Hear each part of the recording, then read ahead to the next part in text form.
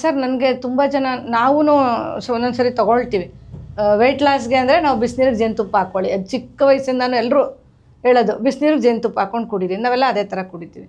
So ಅದು ನಿಜವಾಗ್ಲೂ ಬಿಸಿನೀರಿಗೆ ಜೇನುತುಪ್ಪ ಹಾಕ್ಕೊಳ್ಳೋದು ವರ್ಕ್ ಆಗುತ್ತಾ, ಒಬೆಸಿಟಿ ಕಡಿಮೆ ಆಗುತ್ತಾ ಅಂತ? ಓಕೆ, ಇದು ತುಂಬ ಜನ ತಪ್ಪು ಮಾಡ್ತಿರೋದರಲ್ಲಿ ಇದು ಒಂದು, ಬಿಸಿನೀರಲ್ಲಿ ಜೇನುತುಪ್ಪ ಹಾಕ್ಕೊಂಡು ಕುಡಿಯೋದು. ಈಗ ನಮ್ಮ ಹಿರಿಯರು ಯಾವುದಾದ್ರೂ ಅಡುಗೆಯಲ್ಲಿ ಸಿಹಿ ಪದಾರ್ಥ ಅಡುಗೆ ಮಾಡಬೇಕಾದ್ರೆ ಜೇನುತುಪ್ಪ ಬಳಸಿದಾರ? ಇಲ್ಲ. ಬೆಲ್ಲ ಬಳಸಿದ್ದಾರೆ, ಸಕ್ಕರೆ ಬಳಸಿದ್ದಾರೆ, ಎಲ್ಲದೂ ಬಳಸಿದ್ದಾರೆ. ಯಾವುದಾದ್ರೂ ಸಿಹಿ ಪದಾರ್ಥ ಅಡುಗೆ ಮಾಡಬೇಕಾದ್ರೆ, ಬಿಸಿ ಬಿಸಿ ಅಡುಗೆ ಮಾಡಬೇಕಾದ್ರೆ ಜೇನುತುಪ್ಪ ಹಾಕಿದಾರ? ಯಾಕೆ ಹಾಕಿಲ್ಲ? ಅವ್ರಿಗೆ ತಿಳುವಳಿಕೆ ಇರಲಿಲ್ಲ. ಹಾಕ್ಬೋದಿತ್ತಲ್ಲ, ಏನೇನೋ ಪದಾರ್ಥಗಳನ್ನ ಹಾಕಿ ಅಡುಗೆ ಮಾಡಿದ್ದಾರೆ. ಎಲ್ಲ ರೀತಿ ಪದಾರ್ಥಗಳನ್ನೂ ಉಪಯೋಗಿಸಿದ್ದಾರೆ. ನೇಚರಲ್ಲಿ ಸಿಗ್ತಕ್ಕಂಥ ಎಲ್ಲ, ನೈಸರ್ಗಿಕವಾಗಿ ಸಿಗ್ತಕ್ಕಂಥ ಎಲ್ಲ ಪದಾರ್ಥದಿಂದ ಅಡುಗೆ ಮಾಡಿದ್ದಾರೆ ನಮ್ಮ ಹಿರಿಯರು. ಈ ಜೇನುತುಪ್ಪ ಯಾಕೆ ಬಳಸಲಿಲ್ಲ? ಅವ್ರಿಗೆ ಗೊತ್ತಿತ್ತು ಬಿಸಿ ಪದಾರ್ಥದಲ್ಲಿ ಜೇನುತುಪ್ಪ ಹಾಕೋದ್ರಿಂದ ಅದು ವಿಷ ಆಗುತ್ತೆ, ವಿರುದ್ಧ ಆಹಾರ ಅದು ವಿರುದ್ಧ ಆಹಾರ. ಯಾವುದೇ ವಸ್ತು, ಬಿಸಿ ವಸ್ತುವಿಗೆ ಜೇನುತುಪ್ಪ ಹಾಕೋದು ಅದು ವಿರುದ್ಧ ಆಹಾರ. ಯಾವುದೇ ಬಿಸಿ ವಸ್ತುವಿಗೆ ಈ ಮೊಸರು ಹಾಕೋದು ವಿರುದ್ಧ ಆಹಾರ. ತುಂಬ ಚರ್ಮ ಕಾಯಿಲೆಗಳು, ತುಂಬ ಈ ಕರುಳಿನ ಸಮಸ್ಯೆಗಳು, IBS ಅಂತ ಒಂದು ಕರುಳ ಸಮಸ್ಯೆ ಬರ್ತದೆ, ಇರಿಟೇಬಲ್ ಬಾಯ್ಲ್ ಸಿಂಡ್ರೋಮ್ ಅಂತ ಅಂತಾರೆ, ಗ್ರಹಣಿ ಅಂತ. ಈ ರೀತಿ ಕರುಳಿನ ಸಮಸ್ಯೆಗಳು ಅದು ವಾಸಿ ಆಗೋಕ್ಕೆ ತುಂಬ ಕಷ್ಟಕರ ಆದಂಥ ಕರುಳಿನ ಸಮಸ್ಯೆಗಳು, ಚರ್ಮದ ಕಾಯಿಲೆಗಳು ಹುಟ್ಟೋ ಅಂಥದ್ದು ಈ ರೀತಿ ಕ್ರಮಗಳು, ವಿರುದ್ಧ ಕ್ರಮಗಳನ್ನ ಮಾಡೋ ಅಂಥದ್ದು. ಬಿಸಿನೀರಲ್ಲಿ ಜೇನುತುಪ್ಪ ಹಾಕಿ ಕುಡಿಯೋದು, ಅಥವಾ ಬಿಸಿ ಪಲ್ಯದಲ್ಲಿ ಗ್ರೇವಿ ತಿಕ್ಕಾಗಿ ಬರಲಿ ಅಂತ ಹೇಳಿ ಮೊಸರು ಹಾಕಿ ಗ್ರೇವಿ ಮಾಡೋದು, ಇದು ವಿಷ, ಅಂದರೆ ಗರವಿಷ. ವಿಷನೇ ಸ್ಲೋ ಆಗಿ ನಾವು ಹೊಟ್ಟೆಯಲ್ಲಿ ಸೇರಿಸ್ಕೊಂಡಂಗೆ. ಹಾಗಾದ್ರೆ ಜೇನುತುಪ್ಪ ಮೊಸರು ಎಲ್ಲ ಹೇಗೆ ಜೇನುತುಪ್ಪ ಒಳ್ಳೇದಲ್ವಾ? ಜೇನುತುಪ್ಪ ತುಂಬಾ ಒಳ್ಳೇದು. ಅದನ್ನ ಹೇಗೆ ಶಾಸ್ತ್ರದಲ್ಲಿ ಹೇಳಿರೋದು ಜೇನುತುಪ್ಪ ನಿತ್ಯ ಸೇವನೆ ಆಹಾರ ಹೌದು. ಅದನ್ನ ಬಳಸಿದ್ರೆ ಸ್ಥೌಲ್ಯ ಅಂದ್ರೆ ಒಬೆಸಿಟಿ ಕಡಿಮೆ ಆಗುತ್ತೆ ಅಂತ ನಮ್ಮ ಶಾಸ್ತ್ರದಲ್ಲೂ ಹೇಳಿದ್ದಾರೆ. ಆದ್ರೆ ಬಿಸಿನೀರು ಒಟ್ಟಿಗೆ ಬಳಸಿ ಅಂತ ಎಲ್ಲೂ ಹೇಳಿಲ್ಲ. ಎಷ್ಟೋ ಸ್ಟಡೀಸ್ ಆಗಿದಾವೆ ಅದ್ರ ರಿಲೇಟೆಡ್. ಬಿಸಿನೀರಿಗೆ ಜೇನುತುಪ್ಪ ಬಿದ್ದಾಗ ಕ್ಯಾನ್ಸರಸ್ ಪಾರ್ಟಿಕಲ್ಸ್ ರಿಲೀಸ್ ಆಗ್ತವಂತೆ, ಆಯ್ತಾ? ಇದು ರೀಸೆಂಟ್ ಆಗಿ ಡೆವಲಪ್ ಆಗಿರ್ತಕ್ಕಂಥ ಸ್ಟಡೀಸ್ ಅಲ್ಲಿ ನಾವು ಕಾರ್ಸಿನೋಜೆನಿಕ್ ಅಂತ ಕರಿತಾರೆ, ಕ್ಯಾನ್ಸರ್ಗೆ ಕಾರಣ ಆಗೋಂಥ ಕೆಲವು ಪಾರ್ಟಿಕಲ್ಸು ಬಿಸಿನೀರಿಗೆ ಜೇನುತುಪ್ಪ ಹಾಕಿ ಕುಡಿಯೋದ್ರಿಂದ ಅದು ಉತ್ಪನ್ನ ಆಗ್ತದೆ. ಅಂದರೆ ಬಿಸಿನೀರು ಅಂದರೆ ಬಿಸಿ ನೀರು, ಲ್ಯೂಕ್ ವಾರ್ಮ್, ಉಗುರು ಬೆಚ್ಚ ನೀರು, ನಸು ಬೆಚ್ಚ ನೀರಿಗೆ ತೊಂದರೆ ಇಲ್ಲ.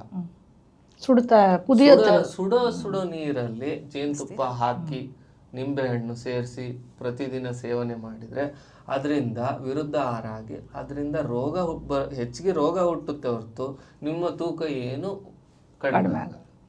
ಸರ್, ಈಗ ನೀವು ಒಬೆಸಿಟಿ ಬಗ್ಗೆ ಅಂದರೆ ತುಂಬ ಚೆನ್ನಾಗಿ ಹೇಳಿದ್ರಿ.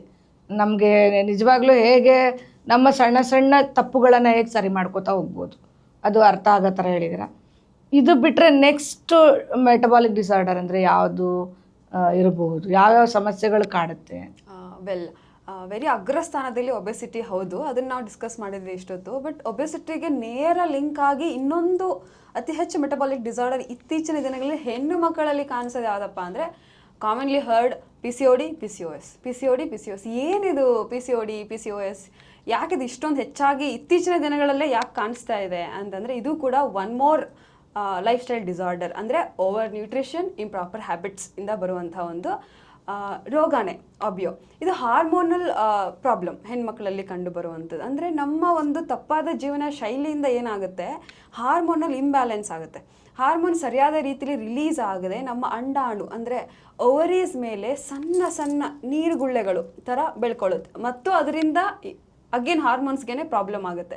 ಸಿಸ್ಟ್ಗಳು, multiple cyst. So polycystic ovarian disease and polycystic ovarian syndrome is PCOD or PCOS. Is nothing but ಇದರಲ್ಲಿ ಏನು ಇದು ಯಾಕೆ ಕಾಣಿಸ್ಕೊಳ್ಳುತ್ತೆ ಅಂತಂದರೆ ಒನ್ಸ್ ಅಗೇನ್ ಓವರ್ ನರಿಶ್ಮೆಂಟ್ ಅಂದರೆ ತಪ್ಪಾಗಿ ನರಿಶ್ಮೆಂಟ್, ತಪ್ಪು ಆಹಾರಗಳ ಸೇವನೆ, ಸರಿಯಾಗಿ ಬಾಡಿಗೆ ಎಕ್ಸಸೈಸ್ ಇಲ್ಲದೆ ಇರುವುದು, ಆಮೇಲೆ ನಮ್ಮ ಸೆಡೆಂಟ್ರಿ ಲೈಫ್ ಸ್ಟೈಲ್ಗಳು, ಮತ್ತು ಸರಿಯಾದ ನಿದ್ರೆ, ಸರಿಯಾದ ಊಟ, ಸರಿಯಾದ ಟೈಮಿಗೆ ಆಗದೆ ಇರುವುದು ಹೆಣ್ಣು ಮಕ್ಕಳಲ್ಲಿ ಜಾಸ್ತಿ ಆಗಿರೋದ್ರಿಂದ ಅವರ ಕೆಲಸದ ಒತ್ತಡನೋ ಅವರ ಬೇರೆ ಬೇರೆ ಜವಾಬ್ದಾರಿಗಳಿಂದನೋ ಏನೋ ಇತ್ತೀಚೆಗಂತೂ ಅದು ತುಂಬಾ ಜಾಸ್ತಿಯಾಗಿ ಕಾಣಿಸ್ಕೋತಾ ಇದೆ PCOD ಮತ್ತು PCOS. ಅತಿ ಚಿಂತಾಜನಕ ವಿಷಯ ಏನಪ್ಪ ಅಂತಂದರೆ PCOD PCOS ಎಷ್ಟರ ಮಟ್ಟಿಗೆ ಇವಾಗ ಬೆಳೆದ್ಬಿಟ್ಟಿದೆ ಅಂತಂದರೆ ಎವ್ರಿ 1 in 5 ಇಂಡಿಯನ್ ವಿಮೆನ್ಗೆ ಕಾಮನ್ ಆಗಿ ಋತುಚಕ್ರದ ಸಮಸ್ಯೆಗಳು ಇವಾಗ ಕಾಣಿಸ್ಕೋತಾ ಇದೆ. ಅಂದರೆ 22.5% of people in Indian womens are suffering from irregular cycle ಪ್ರಾಬ್ಲಮಿಂದ ಸಫರ್ ಆಗ್ತಿದ್ದಾರೆ. ಆ್ಯಂಡ್ PCOD PCOS ಕೂಡ ಎಲ್ಲ ಲೈಫ್ ಸ್ಟೈಲ್ ಡಿಸಾರ್ಡರ್ಸ್ ಥರಾನೇ ಅರ್ಬನ್ ವಿಮೆನ್ನಲ್ಲಿ ಜಾಸ್ತಿ ಕಂಡುಬರುತ್ತೆ. ಅಂದರೆ ಈ ಸಿಟಿಲಿ ಬೆಳೆಯುವಂಥ ಹೆಣ್ಮಕ್ಳಲ್ಲಿ ಇದು ಜಾಸ್ತಿನೇ ಕಂಡುಬರುತ್ತೆ because of again their life style. So ಈ PCOD ಮತ್ತು PCOSದ ಲಕ್ಷಣಗಳೇನಪ್ಪ ಅಂತಂದರೆ ಇದು ಹಾರ್ಮೋನಲ್ ಡಿಸಾರ್ಡರ್ ಆಗಿರೋದ್ರಿಂದ ಹಾರ್ಮೋನಲ್ ಇಂಬ್ಯಾಲೆನ್ಸ್ ಆಗಿ ಒಂದು ಅನಗತ್ಯ ಹಾರ್ಮೋನ್ಗಳು ರಿಲೀಸ್ ಆಗೋದ್ರ ಜೊತೆಗೆ, ಅಂದರೆ ಮೆನ್ನಲ್ಲಿ ರಿಲೀಸ್ ಆಗುವಂಥ ಆ್ಯಂಡ್ರೋಜನ್ಸ್ಗಳು ವಿಮೆನ್ನಲ್ಲಿ ರಿಲೀಸ್ ಆಗೋಕ್ಕೆ ಸ್ಟಾರ್ಟ್ ಆಗುತ್ತೆ. ಅದರ ಲಕ್ಷಣಗಳು ಹೇಗಂದರೆ ಮುಖದಲ್ಲಿ ಮೊಡವೆಗಳು ಸ್ಟಾರ್ಟ್ ಆಗಿ ಮತ್ತು ಬೇಡವಾಗಿರೋ ಅಂದರೆ ಅನಗತ್ಯ ಕೂದಲುಗಳು, ಅಂದರೆ ಮೀಸೆ ಆ ಥರ ಕೂದಲು, ಕೆಳಗಡೆ ಕೂದಲು, ಮುಖದ ಮೇಲೆಲ್ಲ ಅನಗತ್ಯ ಕೂದಲುಗಳು ಬೆಳೆಯುತ್ತೆ. ತುಂಬಾ ಆ್ಯಕ್ನೆ ಬ್ರೇಕ್ಔಟ್ ಆಗುತ್ತೆ. ಸೈಕಲ್ಸ್ ಪ್ರಾಪರಾಗಿ ಬರಲ್ಲ, ಇಲ್ಲ ತುಂಬ ಬೇಗ ಸೈಕಲ್ಸ್ ಬರುತ್ತೆ, ಇಲ್ಲ ತುಂಬ ಲೇಟ್ ಅಂದರೆ ಲಾಂಗ್ ಸೈಕಲ್ಸ್ಗಳಾಗುತ್ತೆ. ಮತ್ತು ಅತಿ ತೂಕ ಅಂದರೆ ಮತ್ತೆ ತೂಕ ಹೆಚ್ಚಾಗುತ್ತೆ, ಅನಗತ್ಯ ಕ್ರೇವಿಂಗ್ಸ್, ಸೈಕಲ್ ಸರಿಯಾಗಿರಲ್ಲ. ಇದೆಲ್ಲ ಲಕ್ಷಣಗಳು PCOD PCOS ಇರುವಂಥ ಹೆಣ್ಣು ಮಕ್ಕಳಲ್ಲಿ ಕಾಣಿಸುತ್ತೆ. ಆ್ಯಂಡ್ PCOD PCOS ಇರುವಂಥ ಹೆಣ್ಣು ಮಕ್ಕಳಲ್ಲಿ ಸ್ವಲ್ಪ ಇನ್ಫರ್ಟಿಲಿಟಿ ಕೂಡ ಕಾಮನ್ ಆಗಿ ನಮಗೆ ಕಾಣಿಸುತ್ತೆ. ಇವಾಗ ಈ PCOD ಹೇಗೆ ಬರುತ್ತೆ ಅಂತ ಹೇಳಿ ಒಂದು ಮಾಹಿತಿ ಹೇಳ್ತೀನಿ. ಈ PCOD ತೂಕ ಜಾಸ್ತಿ ಆಗೋದ್ರಿಂದ ನಮ್ಮ ಶರೀರದಲ್ಲಿ ಇನ್ಸುಲಿನ್ ರೆಸಿಸ್ಟೆನ್ಸ್ ಡೆವಲಪ್ ಆಗುತ್ತೆ. ಇನ್ಸುಲಿನ್ ರೆಸಿಸ್ಟೆನ್ಸ್ ಅಂದರೆ ನಮ್ಮ ಪ್ಯಾಂಕ್ರಿಯಾಸು ಅಗತ್ಯಕ್ಕೆ ಎಷ್ಟಿದೆಯೋ ಅದಕ್ಕಿಂತ ಜಾಸ್ತಿ ಇನ್ಸುಲಿನ್ ಪ್ರೊಡ್ಯೂಸ್ ಮಾಡಿದರೂ ಕೂಡ ನಮ್ಮ ಶರೀರದಲ್ಲಿರ್ತಕ್ಕಂಥ ಜೀವಕೋಶಗಳು ಆ ಇನ್ಸುಲಿನ್ನ ತಗೊಳ್ಳೋದಿಲ್ಲ.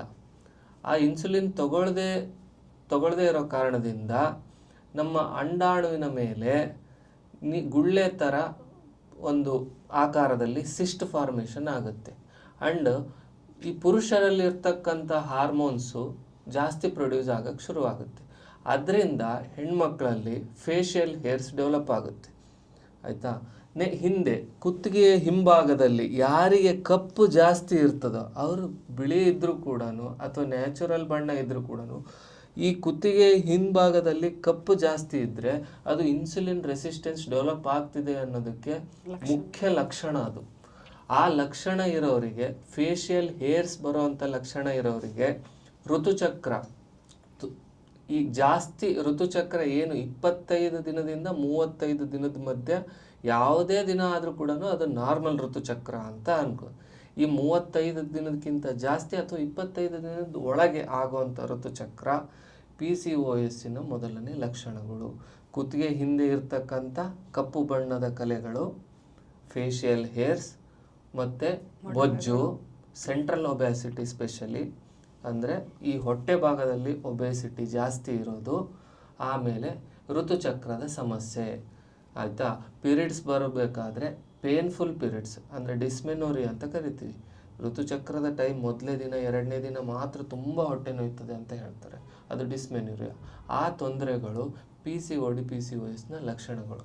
ಅದು ಇಮಿಡಿಯೇಟಾಗಿ ಸ್ಕ್ಯಾನ್ ಮಾಡಿಸಿ ಅದು ಯಾಕೆ ಆಗ್ತಿದೆ ಅಂತ ಕಂಡಿಟ್ಕೊಂಡು ಅದಕ್ಕೆ ಔಷಧಿ ಮಾಡಿದರೆ ಮುಂದೆ ಆಗ್ತಕ್ಕಂಥ ಇನ್ಫರ್ಟಿಲಿಟಿನ ಈ ಯಂಗ್ ವುಮೆನ್ಸಲ್ಲಿ ತಡೆಗಟ್ಟು. ಆ್ಯಕ್ಚುಲಿ PCOD PCOSನ ಸರಿ ಮಾಡ್ಕೊಳ್ಳೋದು ತುಂಬ ಸುಲಭ, ಅದು ನಮ್ಮ ಕೈಯಲ್ಲೇ ಇದೆ. ಸೊ ಇದು ಲೈಫ್ ಸ್ಟೈಲ್ ಡಿಸಾರ್ಡರ್ ಆಗಿರೋದ್ರಿಂದ ಲೈಫ್ ಸ್ಟೈಲ್ ಸರಿ ಮಾಡ್ಕೊಂಡ್ಬಿಟ್ರೆ ಅರ್ಧ PCOD PCOS ಪ್ರಾಬ್ಲಮ್ಗಳು ಸರಿ ಆಗೇ ಬಿಡುತ್ತೆ.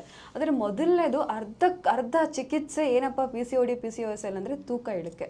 ಸೊ ಆಗಲೇ ಹೇಳ್ದಂಗೆ ತೂಕ ಜಾಸ್ತಿ ಆಗೋದ್ರಿಂದ ಹಾರ್ಮೋನ್ ಇಂಬ್ಯಾಲೆನ್ಸ್ ಆಗಿ, ಇನ್ಸುಲಿನ್ ರೆಸಿಸ್ಟೆನ್ಸ್ ಆಗಿ, ಗ್ಲೂಕೋಸ್ ಸರಿಯಾಗಿ ಫಾರ್ಮೇಷನಲ್ಲಿ ಕಡೌನ್ ಆಗದೆ ಇರೋದ್ರಿಂದ ಈ ಪ್ರಾಬ್ಲಮ್ ಸ್ಟಾರ್ಟ್ ಆಗೋದ್ರಿಂದ 50% ಆಫ್ ಚಿಕಿತ್ಸೆ ಮಾಡ್ಕೊಳ್ಳೋದು ನಿಮ್ಮ ಕೈಯಲ್ಲೇ ಇರುತ್ತೆ, ಅದು ತೂಕ ಇಳಿಕೆ. ಅಂದರೆ ಹೆಲ್ದಿ ವೆಯ್ಟ್ನ ಮೇಂಟೈನ್ ಮಾಡೋದ್ರಿಂದ ಅರ್ಧ ಪ್ರಾಬ್ಲಮ್ ಸಾಲ್ವ್. ಆ್ಯಂಡ್ ನೆಕ್ಸ್ಟು ನಮ್ಮ ಸರಿಯಾಗಿ ಜೀವನ ಕ್ರಮನ ಮತ್ತೆ ಅಳವಡಿಸ್ಕೊಳ್ಳೋದು. ಅಂದರೆ ಹಗಲು ನಿದ್ರೆ ಮಾಡದೇ ಇರೋದು, ಬೆಳಿಗ್ಗೆ ಬೇಗ ಎದ್ದು ದಿನನ ಸ್ಟಾರ್ಟ್ ಮಾಡೋದು, ಸರಿಯಾಗಿ ಬಾಡಿಗೆ ಅಗತ್ಯ ಇರುವಷ್ಟು ಎಕ್ಸಸೈಸ್, ಯೋಗ, ಪ್ರಾಣಾಯಾಮಗಳನ್ನು ಮಾಡೋದು, ಮತ್ತು ಸರಿಯಾದ ಕಾಲಕ್ಕೆ ಊಟ ಮಾಡುವುದು.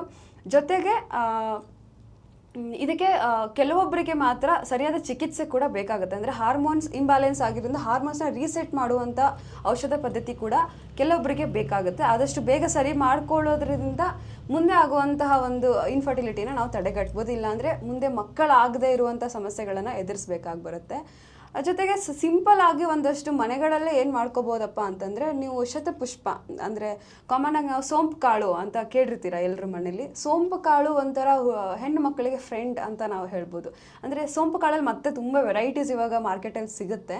ಬಟ್ ಈ ಸಣ್ಣ ಜೀರಿಗೆ ಆಕಾರದಲ್ಲಿ ಶತಪುಷ್ಪ ಸಿಗುತ್ತೆ, ಅಂದರೆ ಸೋಂಪು ಕಾಳು ಸಿಗುತ್ತೆ. ಅದನ್ನು ತಂದು ಸರಿಯಾಗಿ ಬಾಣಲಿ ಅಥವಾ ಹೆಂಚನ್ನು ಕಾಸಿ ಅದ್ರ ಮೇಲೆ ಸೋಂಪು ಕಾಳನ್ನು ಹುರಿದು ಅದನ್ನು ಸಣ್ಣಕ್ಕೆ ಪುಡಿ ಮಾಡಿ ಇಟ್ಕೊಂಡು ಬೆಳಗ್ಗೆ 1 ಚಮಚ ಬಿಸಿನೀರಲ್ಲಿ ಹಾಕೊಂಡು ಕುಡಿದು ಬೆಳಗ್ಗೆ ಮತ್ತು ಸಂಜೆ 2 ಹೊತ್ತು ಕೂಡ ಸೇವಿಸ್ಬೋದು. ಇದು ನಮ್ಮ ಹಾರ್ಮೋನ್ ಮತ್ತು ನಮ್ಮ ವಿಮೆನ್ ಫರ್ಟಿಲಿಟಿಗೆ ತುಂಬ ಹೆಲ್ಪ್ ಆಗುವಂಥ ಒಂದು ಮನೆಮದ್ದು ಅಂತ ನಾನು ಹೇಳ್ಬೋದು. ಜೊತೆಗೆ ಎಳ್ಳು ಮತ್ತು ಬೆಲ್ಲವನ್ನು ಸೇರಿಸಿ ಒಂದು 30 ಗ್ರಾಮಷ್ಟು ಎಳ್ಳುಂಡೆ ಥರ ಮಾಡ್ಕೊಂಡು ತಿನ್ನೋದು ಕೂಡ ವಿಮೆನ್ ಹೆಲ್ತ್ಗೆ ಒಳ್ಳೆಯದು. ಇದಷ್ಟು PCOD PCOS ಇದ್ದವರೇ ಮಾಡಬೇಕಂತ ಏನೂ ಇಲ್ಲ. ಸೊ ಎಲ್ಲ ಹೆಣ್ಮಕ್ಳು ಕೂಡ ಶತಪುಷ್ಪನ ಸೇವಿಸಿ ಈ ಮೆನೋಪಾಸ್ ಇರುತ್ತಲ್ಲ, ಮೆನೋಪಾಸ್ಗೂ ಅದು ಹೆಲ್ಪ್ ಆಗುತ್ತೆ. ಮೆನೋಪಾಸ್ ಅದೇ ಎಲ್ಲ ರೀತಿಯ ಹೆಣ್ಮಕ್ಳ ಸಮಸ್ಯೆಗಳಲ್ಲಿ ಶತಪುಷ್ಪ ಖಂಡಿತವಾಗ್ಲೂ ಹೆಲ್ಪ್ ಆಗುತ್ತೆ. ಜೊತೆಗೆ ಎಳ್ಳುಂಡೆಗಳು ತಿನ್ನೋದು ಹೆಲ್ಪ್ ಆಗುತ್ತೆ. ಸರಿಯಾದ ಟೈಮಲ್ಲಿ ಬೇಗ ಹೋಗಿ, especially the 15 to 25 years of age girls ಏನಿದ್ದೀರಾ ಅವರೆಲ್ಲ ಇದು ಜಾಸ್ತಿ ಕಾಣಿಸ್ಕೋತಾ ಇರೋದು. ಆದಷ್ಟು ಬೇಗ ವೈದ್ಯರನ್ನ ಸಲಹೆ ಮಾಡೋದ್ರಿಂದ ಇನ್ನಷ್ಟು ಜಾಸ್ತಿ ಹೆಚ್ಚಾಗಿ ಆ ರೋಗ ಹರಡೋದನ್ನ ತಡೆದು ಬೇಗ ಗುಣಮುಖರಾಗ್ಬೋದು ಅಂತ ಹೇಳ್ಬೋದು.